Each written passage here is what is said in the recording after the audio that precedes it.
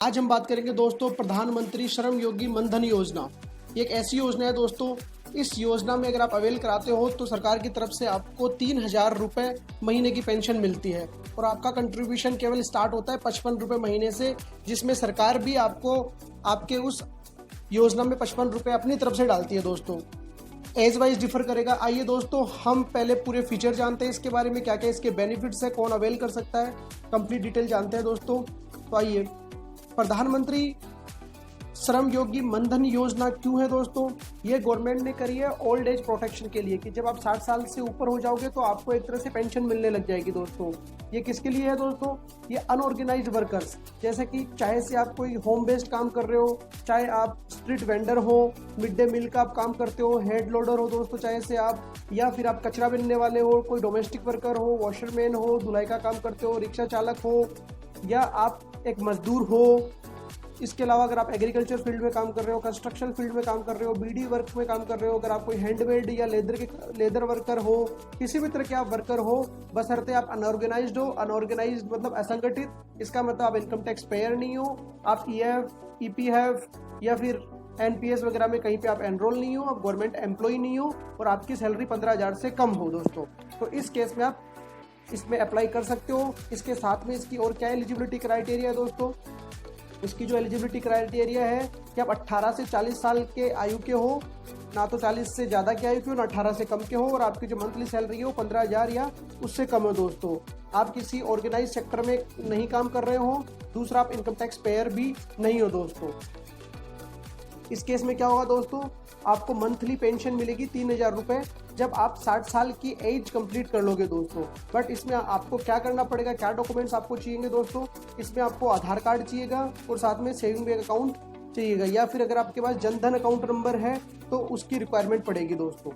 आइए इसके फीचर्स की वापस से एक बार देखते हैं कि अश्योर्ड पेंशन आपको 3,000 रुपये पर मंथ आपको अश्योर्ड मिलेंगे, मतलब ये पक्का मिलेंगे ही मिलेंगे। दूसरा, ये स्कीम वॉलंटरी है, आप पे कोई जोर जबरदस्ती नहीं है दोस्तों कि आप इस स्कीम में जाओ ही जाओ।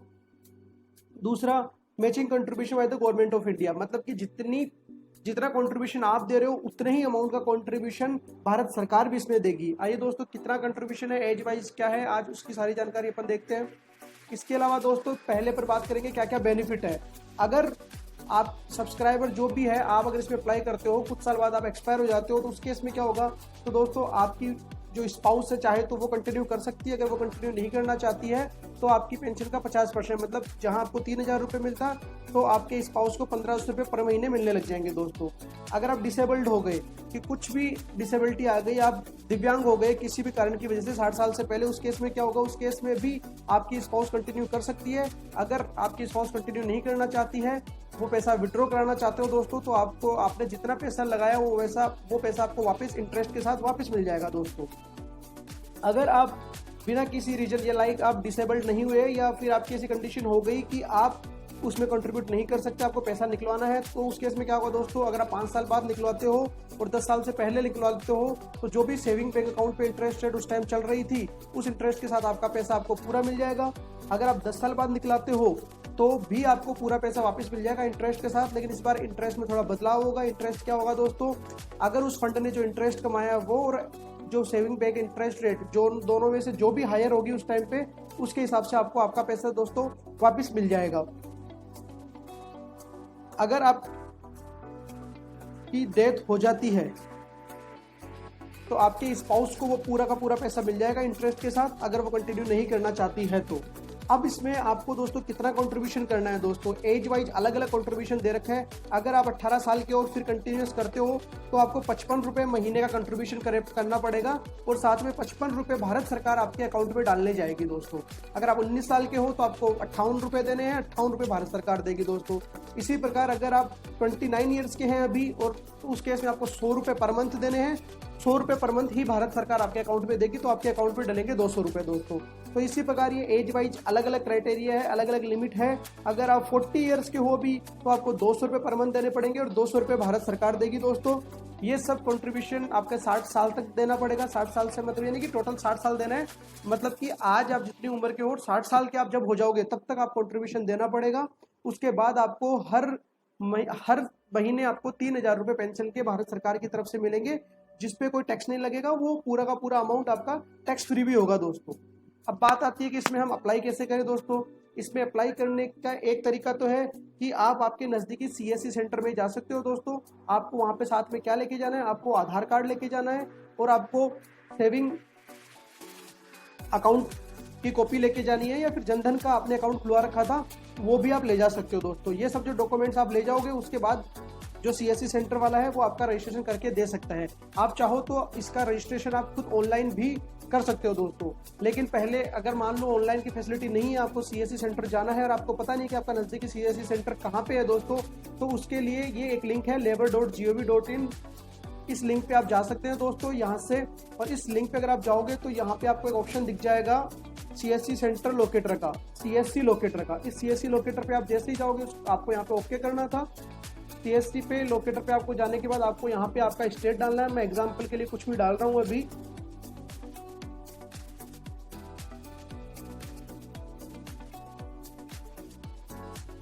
या आपने स्टेट डाला, या आपने आपकी सिटी डाल दी, या आपने आपकी सब डिस्ट्रिक्ट नेम डाल दिया, कुछ भी डाल सकते हो आप, जो भी आपका है वो डाल दिया।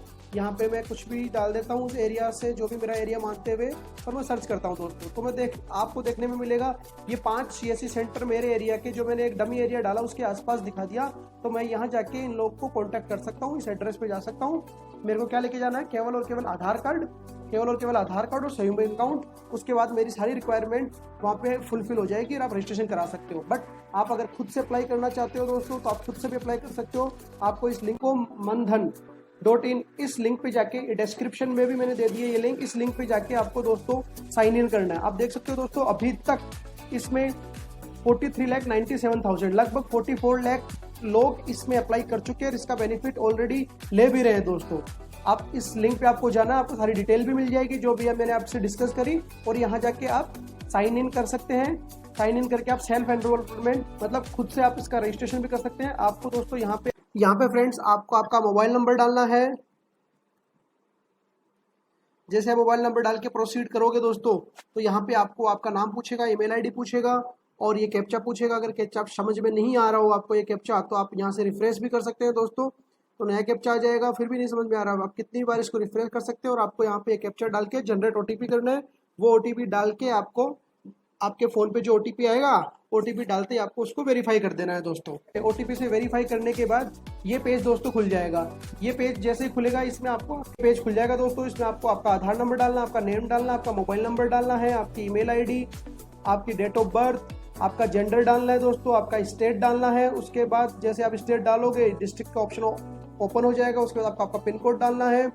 क्या आप नॉर्थन ईस्टर्न रीजन से बिलोंग करते हैं तो यस, अदरवाइज नो।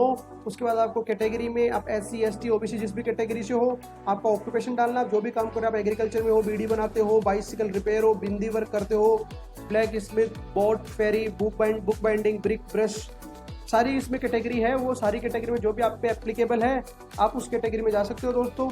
उसके बाद आपको यहाँ पे नो करना है। ये पूछता है कि क्या आप मेंबर हो या बेनिफिशियरी हो, NPS, ESIC या EPF के, इस पे नो करना है। वेदर इनकम टैक्स पेयर यहाँ पे नो करना है।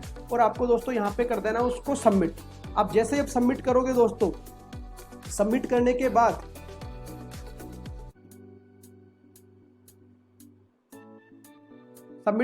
दोस्तों आपके पास ये जनरेट OTP का ऑप्शन आएगा। आपको इस जनरेट OTP पे क्लिक करना है। जैसे आप OTP क्लिक करोगे, आपके फ़ोन पे OTP आ जाएगी दोस्तों।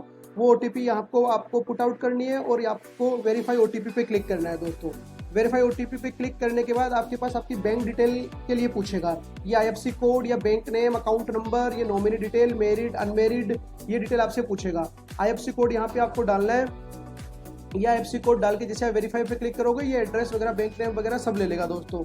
आपका मैरिटल स्टेटस मैरिड है तो मैरिड, अनमेरिड है तो अनमेरिड। स्पाउस का नाम डालना है, नॉमिनी नेम डालना है, जो आप स्पाउस को नॉमिनी बना सकते हो। उसके बाद कंट्रीब्यूशन फ्रीक्वेंसी, कि आप मंथली कंट्रीब्यूशन करना चाहते हो या फिर कौन सा क्वार्टरली करना चाहते हो, हाफ ईयरली या फिर ईयरली। तो जैसे मान लो कि मेरी एज के हिसाब से मेरी जो कंट्रीब्यूशन बनता था मंथली 90 रुपये, तो अगर मैं मंथली डालता हूँ तो 90 रुपये मेरे को मंथली देने पड़ेंगे। अगर चाहूँ तो ईयरली भी दे सकता हूँ। तो ईयरली के केस में मुझे 12 महीने के एक साथ देना चाहता हूँ तो 1080 रुपये का मेरे को पेमेंट करना पड़ेगा। आपकी एज क्राइटेरिया के हिसाब से आपका पेमेंट आ जाएगा। अगर आप 18 साल के हो तो 55 रुपये के हिसाब से 660 रुपये आएंगे आपके ईयरली, और मंथली आ जाएंगे आपके 55 रुपये। तो आप यहाँ पे फिर ये सबमिट कर सकते हो। जैसे ही आप ये सबमिट करोगे दोस्तों, आपके सामने ये फॉर्म आ जाएगा। इस फॉर्म का आपको प्रिंट आउट लेना है दोस्तों। प्रिंट आउट लेके आपको क्या करना है, आपको यहाँ पे आपके सिग्नेचर करने हैं दोस्तों। ये सिग्नेचर करने के बाद आपको इसको अपलोड करना रहेगा। चूज फाइल में जाके आपने जहाँ भी सेव कराई है वो स्कैन कॉपी आपको यहाँ से चूज करके ब्राउज करके आपको सेलेक्ट करनी है और यहाँ पे अपलोड करनी है। जैसे आप अपलोड करोगे आपको यहाँ पे आपका पूरा फॉर्म दिख जाएगा। यहाँ पे आपको अपलोड स्कैन कॉपी पे क्लिक करना है। जैसे आप स्कैन कॉपी पे क्लिक कर दोगे अपलोड पे, तो दोस्तों आपके सामने ये पेमेंट के लिए पूछेगा आपसे। अगर आपने मंथली वाला सिलेक्ट किया था तो ये मंथली का ऑप्शन आ जाएगा। आपके पास दो तरीके हैं, पेयू मनी से या ई मित्र से, दोनों तरीके से आप पेमेंट कर सकते हो दोस्तों। जैसे आप पेमेंट कर दोगे, पेमेंट सक्सेसफुल हो जाएगा। आपके सामने ये आपका श्रम योगी मानधन वाला कार्ड आपके पास सामने डाउनलोड आ जाएगा, जिसमें आपकी सारी डिटेल आ जाएगी, कब से आपने स्टार्ट किया था, कब से कब तक वैलिड है, और सब्सक्राइबर आईडी आ जाएगी। इन फ्यूचर कभी आपको अगर जरूरत पड़ती है आपका पूरा स्टेटमेंट निकालने की, तो अगर आपको जरूरत पड़ती है स्टेटमेंट निकालने की दोस्तों, तो आप लॉगिन करके कंप्लीट स्टेटमेंट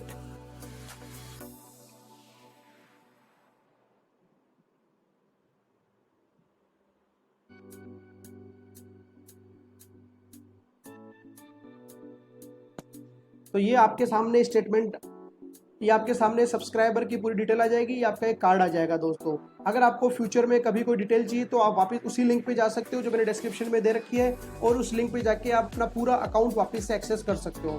तो दोस्तों भारत सरकार की तरफ से ये बहुत ही बढ़िया स्कीम है। आपको कुछ नहीं, मंथली थोड़ा बहुत कंट्रीब्यूशन करना है।